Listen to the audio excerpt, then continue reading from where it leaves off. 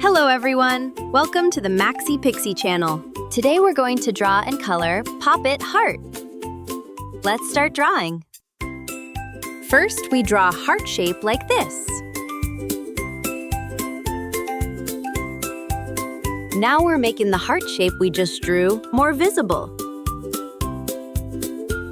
Then we draw small circles and draw horizontal lines on top of them.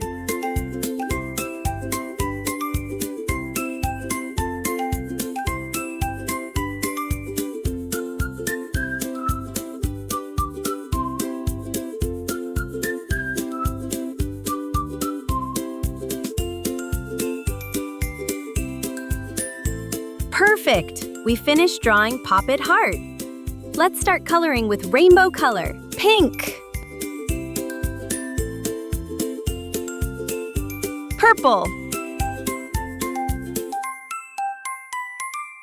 red, orange, green, blue, yellow. Wow, well done! We finished drawing and coloring Pop-It Heart.